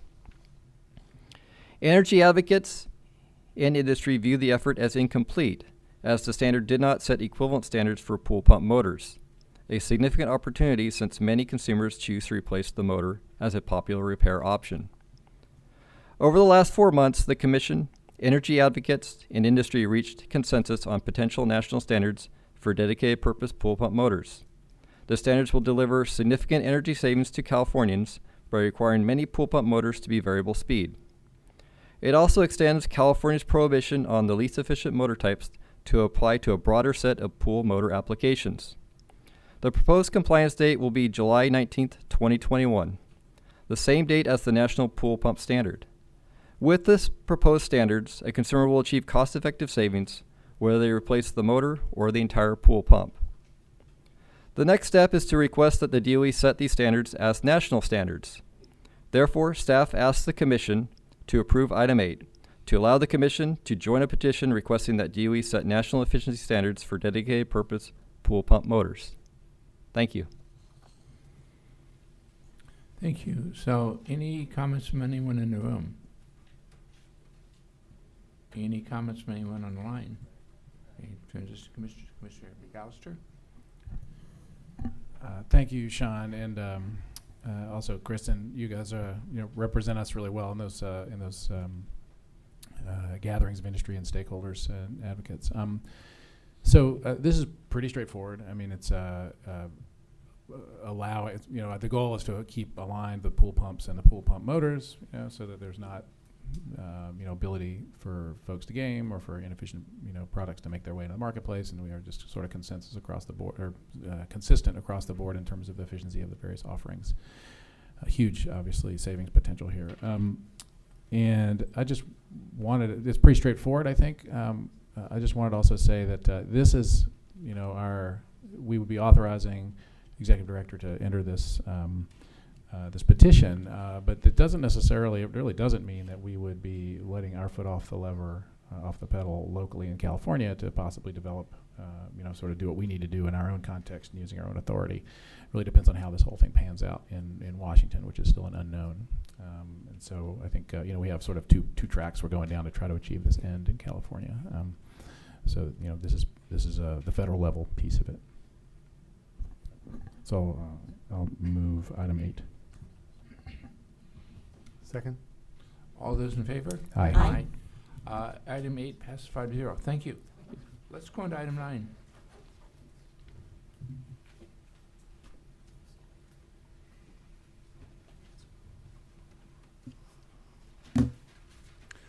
Good morning, Chair, Commissioners. My name's Paul Deaver. I'm the Program Manager for Publicly Owned Utility Integrated Resource Plans. Today I'm presenting revisions to the Publicly Owned Utility Integrated Resource Plan Submission and Review Guidelines. These guidelines were originally adopted at the August 2017 Energy Commission business meeting. The changes in these revised guidelines will reflect requirements from Senate Bill 338, which went into effect January 1st, 2018. The revisions also include minor clarifications and changes. A little background on integrated resource planning. Integrated resource plans are electricity system planning documents, and they describe how utilities plan to meet their energy and resource capacity needs, also their environmental policy goals. They describe how the utilities will address their physical and operational constraints, and also other utility priorities. Senate Bill 350 requires publicly owned utilities with annual loads greater than 700 gigawatt hours to adopt integrated resource plans by January 1st, 2019, submit them to the Energy Commission, and update these plans at least once every 5 years thereafter. We expect for 16 publicly owned utilities to submit integrated resource plans to the Energy Commission. Senate Bill 350 tasks the Energy Commission with reviewing these resource plans for consistency with requirements of legislation. The guidelines were developed to provide the publicly owned utilities with the requirements for submitting the resource plans, including what supporting information to include. It describes how the Energy Commission will review these resource plans. The revised guidelines being considered today address requirements of Senate Bill 338. And Senate Bill 338 requires the Publicly Owned Utility Governing Board in developing their integrated resource plan to consider the role of existing renewable generation, grid operational efficiencies, energy storage, energy efficiency, as well as distributed generation, and meeting their energy and the reliability needs during the hours of net peak demand. The publicly owned utilities must also consider these resources while reducing the need for new generation and transmission, and achieving the state's energy goals at the least cost to the ratepayers. Changes to the guidelines provide the publicly owned utilities with instructions on what to include in the resource plans pursuant to Senate Bill 338. As part of the revision process for the guidelines, staff held a public webinar in May of 2018. During the webinar, we provided an overview of our proposed amendments, and we solicited stakeholder feedback on these. Staff received comments both during the webinar and after the webinar during the comment period. The publicly owned utilities generally supported our proposed changes, and they suggested minor changes and clarifications. So in addition to the changes resulting from Senate Bill 338, staff is proposing changes to address publicly owned utilities' comments seeking to clarify and improve the reporting and the review process. Some of these changes include clarifying that integrated resource plans are to be updated at least once every 5 years from the date the Publicly Owned Utility Governing Board adopts the resource plan, improving the consistency with RPS terminology and requirements, also updating the reporting tables and the instructions, and making minor formatting and typographical corrections throughout. So today, staff is requesting the revised publicly owned utility integrated resource plan submission and review guidelines be adopted. Thank you, and I'm happy to answer any questions or comments. Thank you. Any comments from anyone in the room? Sure, come on up. Okay. In the earlier presentation, they show that about 10% of the greenhouse gas emission reductions have been achieved, of which power plants such as these are basically half of the power supply in the in California. And there's no way, I mean, we can't ignore the fact that we have to remove or capture the CO2 off of the stack of a conventional. People have tried that. I'm a chemical engineer. I didn't mention that. I've got 40 years experience. I'm an expert in gas processing, amine, sulfur recovery, et cetera. That's fine. Yeah, go ahead. My point is that yes, there is a way to do it, It's economical today with patents pending that I have personally, okay? Right. And also, we would take the stat gas neat, and we just don't have cooperation from the stat gas producers right now. We're asking the California Energy Commission to consider these new methods, okay? Not the old methods that cost $200 a ton, but the new methods that cost $10 a ton of CO2 to allow that capture of that gas, and then we can speed it up quite a bit, speed this removal of CO2 from the atmosphere up much faster than any of these other renewable concepts, because we can retrofit these facilities for very low cost per ton compared to existing methods out there removing. Large companies are removing CO2 off of stacks, producing pure CO2. The technologies I'm proposing do not recover and do not purify the CO2. They take the CO2 and dilute it for crops. They take it at 10 to 20% CO2 off the stack and feed it to crops at 1,000 parts per million. So we dilute it with air, and we actually increase the yield of the crops by almost 100%, making a profit off the flue gas. New concept. The California Air Resources Board is aware of it, and the California Department of Food and Agriculture invited me to present this technology to the Scientific Advisory Panel, and it works. It's been done for over 100 years, but not in the way that you can capture. I mean, it's been done in greenhouses. What we're going to propose, what I'm proposing doing, is using this in open air flue gas, flooding agricultural fields with this high concentration CO2 and diluting it down to where crops can accept it. Okay, go talk to some of the producers, offer them contracts, and to your price. We But need some help thank from you. the California Energy Commission Well, to help this isn't promote the right this. forum. We do have research money that we come up with investment plans, and so make proposals there. Okay, but it's not But mentioned not- in these plans, and it's not No, mentioned in well, any again, of these. these plans are the utility resource plans, so you can go talk to them too. But our job is to set the guidelines based upon the law, which we've done. Certainly that's a good forum for you to raise that question, say, for LAWP. I'm bringing it up here because in Section H, greenhouse gas emissions, Right, nothing fine. is mentioned about having to remove it from the stat gas and making a profit by producing No. more food. That's good, thank you. Okay, any comments from anyone else in the room? Anyone online? Okay, transition to commissioners.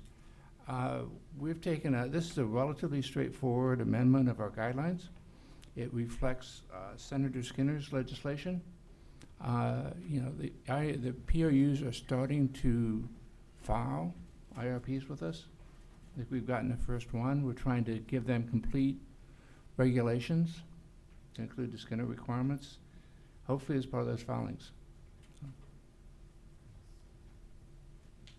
I just have one comment. I got an excellent briefing on this topic just on Monday on the updates, and there is the definition for plug-in electric vehicles is a little different than the way that we talk about them throughout the rest of the commission, but not such that we felt like we needed to do an errata or anything to update that. But that may be one thing for us to keep an eye on as the POUs are putting this information together.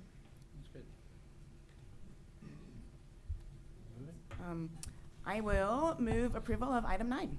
Second. All those in favor? Aye. Passes 5-0.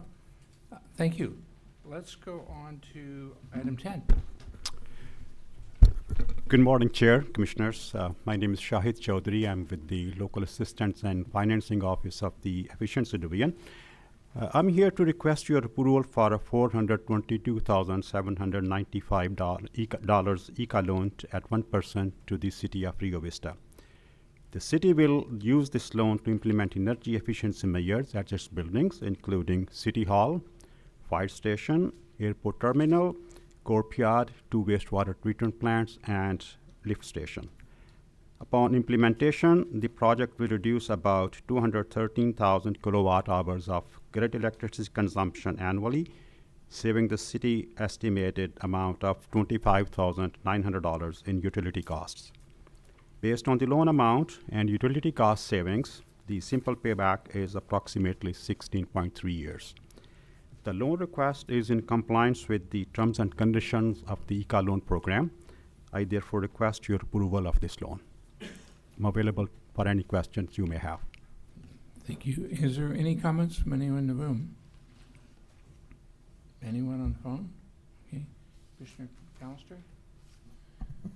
I looked at this in some detail, and it looks like a good project. I guess it's kind of interesting. Actually, there are some generator heat pumps in there, which I thought was interesting, and also I think that's about 12% of the cost. And then there are some power factor correction actually in there too, which is we don't see that often coming through these projects. So they're clearly trying to integrate. The rest of it's mostly lighting. I think about 50-some-odd%. But so it's all good. I think like to see that kind of innovation and just pragmatic approaches from our applicants. So obviously I support.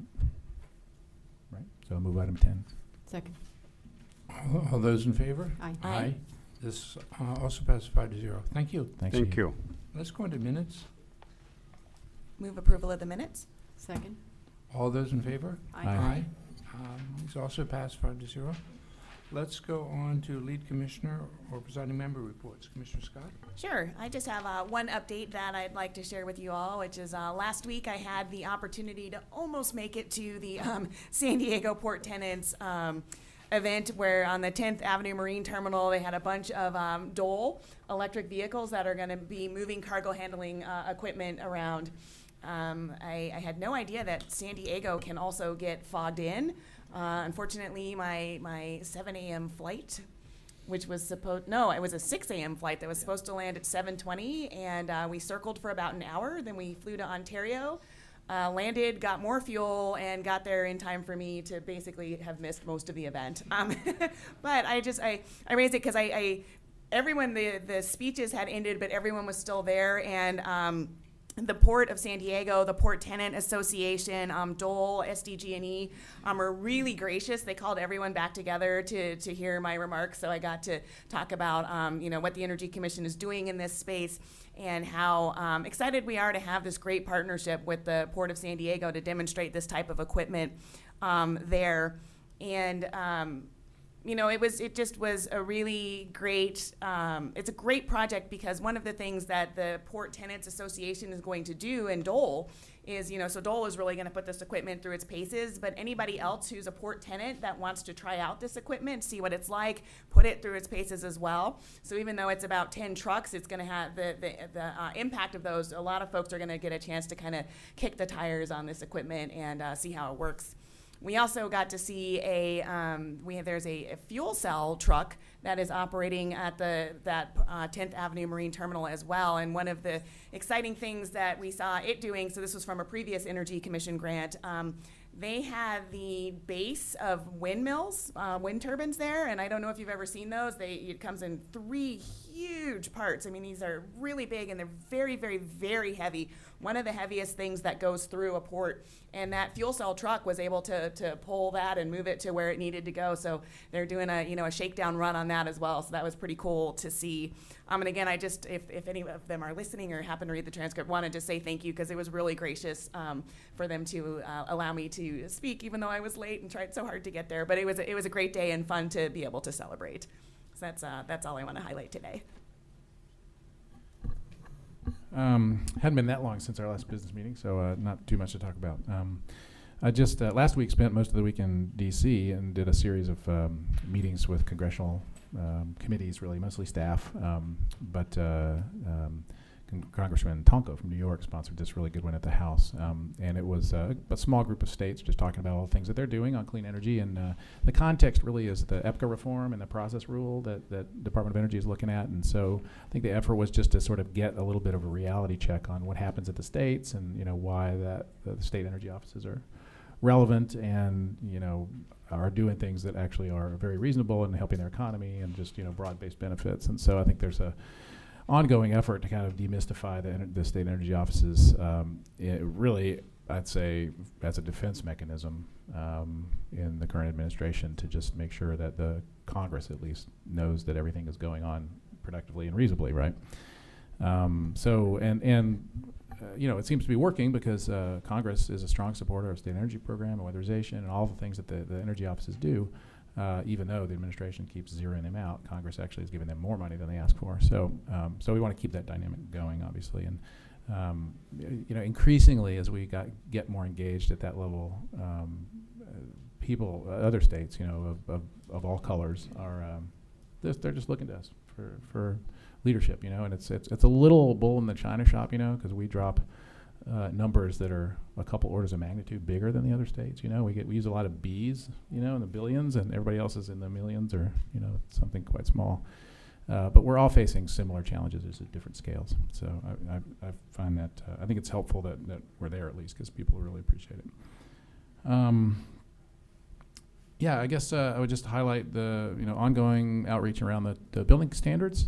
There continues to be a lot of interest in it, and I think it's overwhelmingly positive, and I think people are really paying attention, and the implementation is moving forward well, and we just we need to keep our eye on that ball, obviously, and then just increased focus generally on decarbonization. I think it's one of these topics that not just in the legislature but just out there in the world. There's so much talk about decarbonization, and so our goal or our I think our task over the next months and years is to really get to a common understanding of what that means, and have the broad conversation that really that's going to lead to, which is what our energy supply looks like, 1, 5, 10 years hence.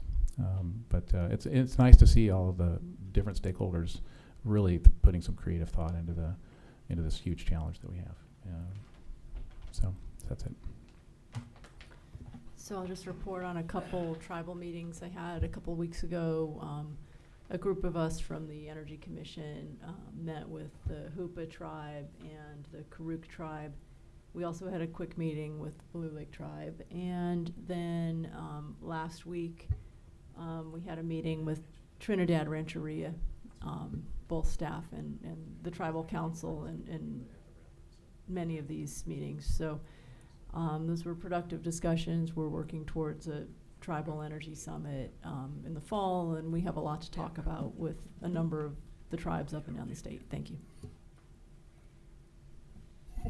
So first of all, Commissioner McAllister and I had a little ceremony to thank the staff at the New Solar Homes program at Davis a week or two back, and which was lively, and included some unexpected surprises for me. But it was a real pleasure to just talk. That was actually where Commissioner McAllister and I first met, is on this committee putting that program together over a decade ago, and just to trace the arc of the growth of that industry all the way to the standard we adopted this spring. And it was great. We had a lot of staff there who been administering the program I think for them to see all the stakeholders, and the progress was terrific. And then for the last few years, I've done a Clean Tech Investor Roundtable with Commissioner Peterman and Commissioner Rechtschaffen and a few others in San Francisco, a bunch of the top investors, just to get a better sense of investment trends and dynamics. A lot of interest in electrification, a lot of new money coming in, the Twitter money through Obvious Ventures and others. And I guess the big take home is just the number of investors in the space has grown. Again, it ebbs and flows, but we had a overflow attendance, so that was really fruitful. Mark Varon was there from the ISO as well.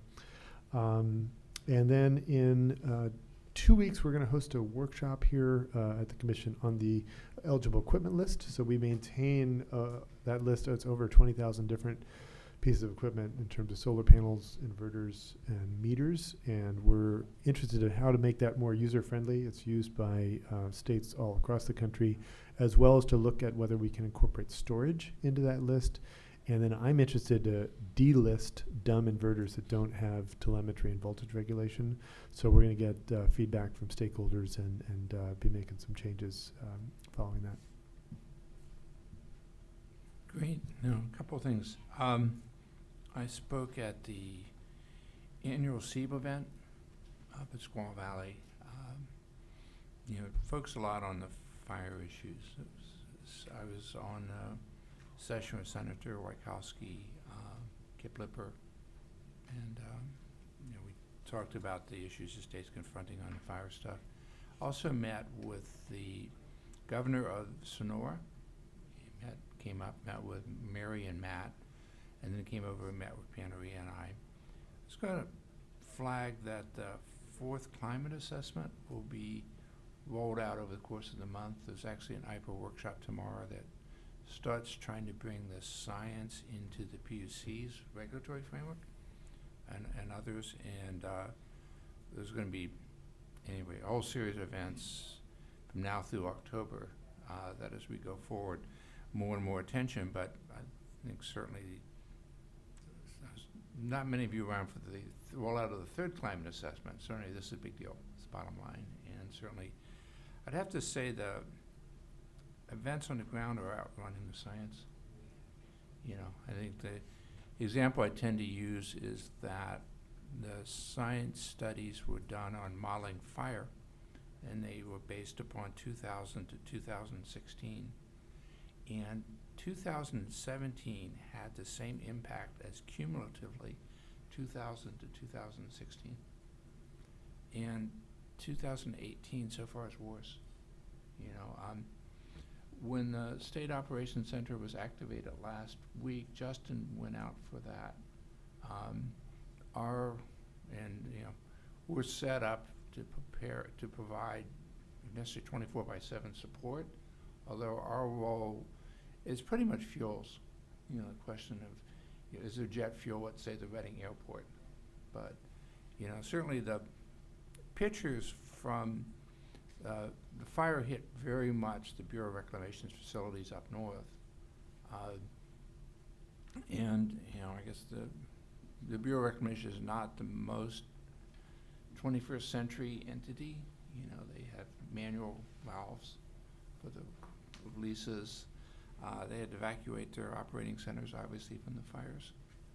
So tended to cut off powers, and they had a number of transmission lines that melted. Pretty dramatic pictures. And that tended to cut off a lot of the more remote areas of Northern California in terms of power. I think some were still cut off. But obviously, PG&E has had to cut off some areas for safety reasons, as did Edison down at Riverside. It looks like the fire up there was caused by a malfunctioning car, and in Riverside was arson. But I think it's certainly, as I said, something that really gets the message out about climate change and the challenges we have there. Chief Counsel, actually, Andrew was going to have a footnote on the COB. You want to? Yeah. Yeah, just wanted to mention that the sort of first post application deadline Citizens Oversight Board meeting happened for Prop 39, and so happy to have it moving on to the new programs, you know, including the school buses and infusing money into the ECA-Ed program.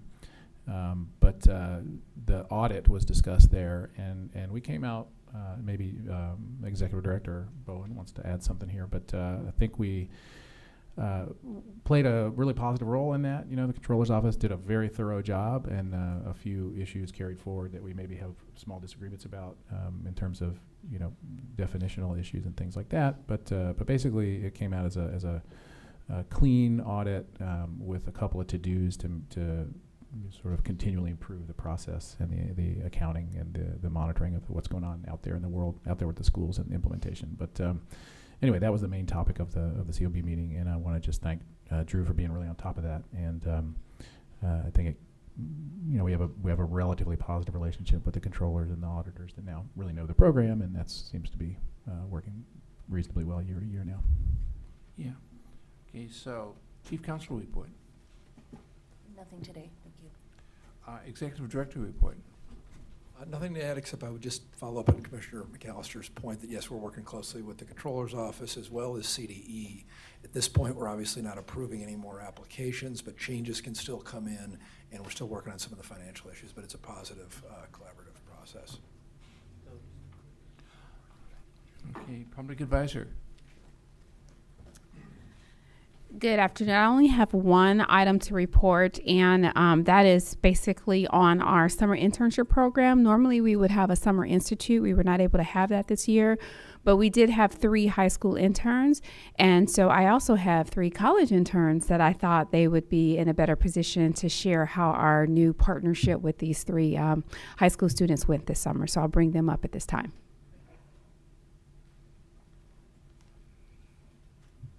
Good morning.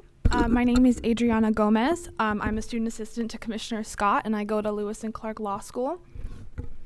Good morning. My name is Maria Almaraz. I'm an intern with the Public Advisor's Office, and I will be a senior at Sacramento State University. Good morning. My name is Lauren Burns. I'm an intern in the Public Advisor's Office, and I go to UC Berkeley.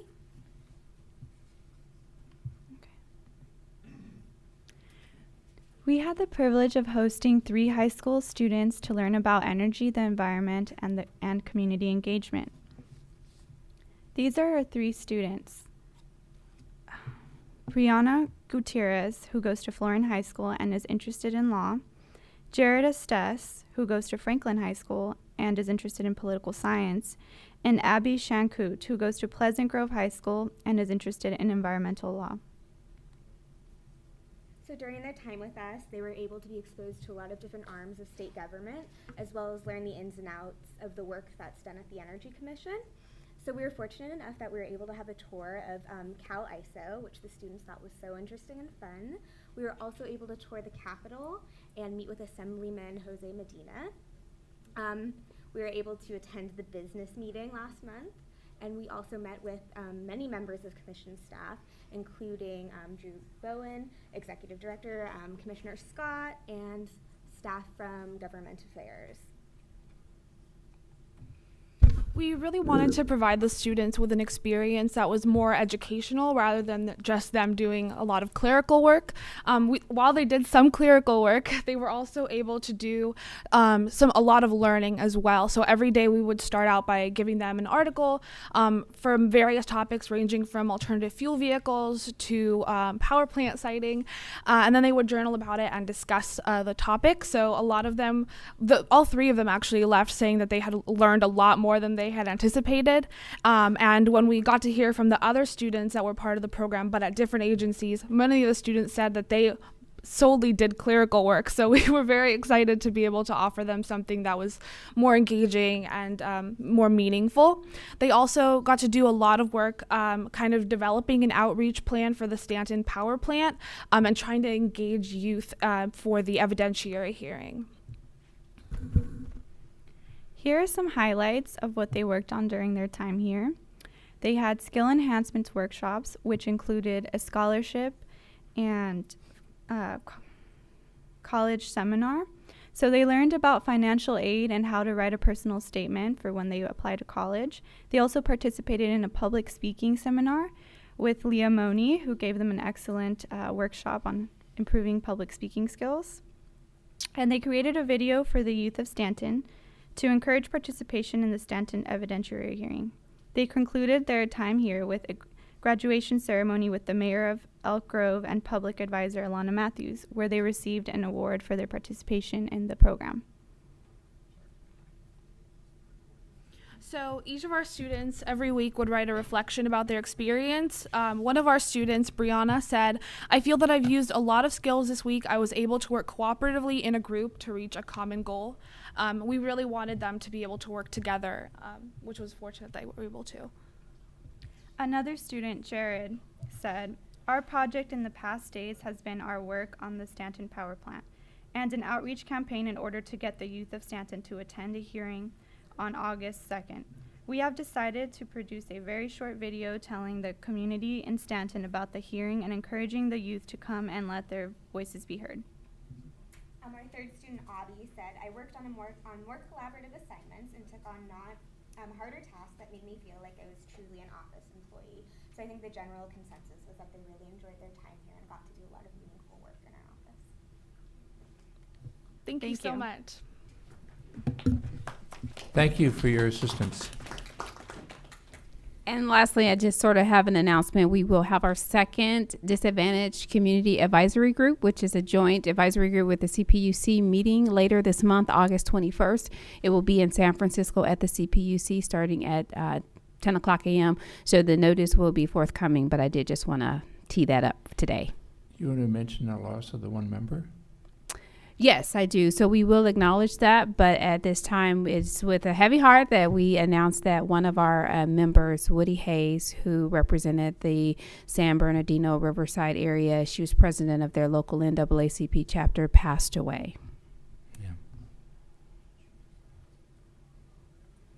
Okay, so public comment.